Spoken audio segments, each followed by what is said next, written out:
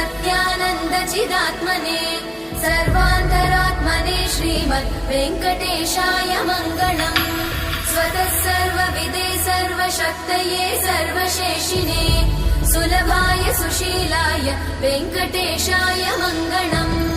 परस्मै ब्रह्मणे पूर्णकामाय परमात्मने प्रयुञ्जे परतत्त्वाय वेङ्कटेशाय मङ्गलम्। आकालतत्त्वमशान्तमात्मनामनुपश्यताम् अतृप्त्यमृतरूपाय वेङ्कटेशाय मङ्गलम्।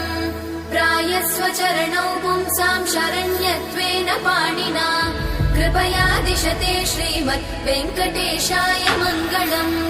दयामृततरङ्गिण्यास्तरङ्गैरिव शीतलै अपाङ्गैः सिञ्चते विश्वं वेङ्कटेशाय मङ्गलम्।